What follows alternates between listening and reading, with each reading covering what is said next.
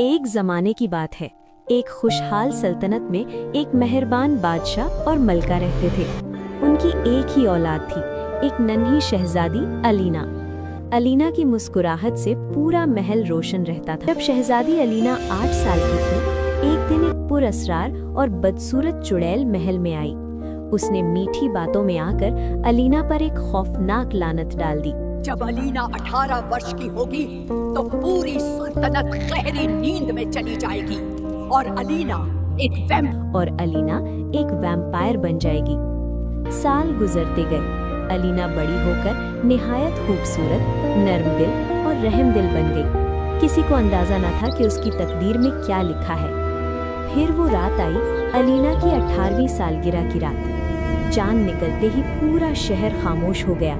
लोग जहाँ थे वहीं सो गए। महल वक्त में रुक गया और अलीना एक वैम्पायर शहजादी बन गई।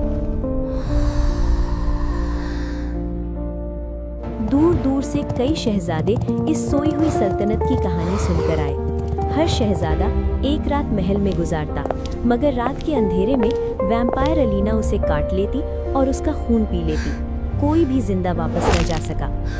एक दिन एक और शहजादा ज़ीशान आया, मगर वो बाकियों जैसा नहीं था। उसकी माँ एक परी थी।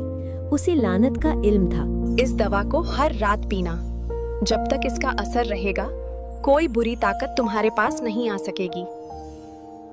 ज़ीशान महल पहुंचा और अलीना से मिला। उसने अदब से कहा, क्या मैं यहाँ 1 महीना रह सकता हूँ? पहली रात ज़ीशान ने दवा पी। जब अलीना उसके कमरे में आई तो एक अनदेखी ताकत ने उसे रोक लिया। वो जितना करीब जाने की कोशिश करती, उतना ही पीछे हट जाती। एक रात गुजरी, फिर दूसरी, फिर तीसरी। हर रात यही होता रहा। आहिस्ता आहिस्ता अलीना और ज़ीशान बातें करने लगे, हंसने लगे और एक दूसरे को समझने लगे। फिर एक रात वो आई जब जादुई दवा खत्म हो गई। ज़ीशान डर गया। वो अब मेरा खून क्यों नहीं पीती? मुझे जल्दी अपना काम पूरा करना होगा। इसी रात ज़ीशान ने हिम्मत करके अलीना से कहा, I love you। जैसे ही ये अल्फाज अदा हुए, लानत टूट गई। रोशनी ने पूरे महल को घेर लिया। सल्तनत जाग उठी।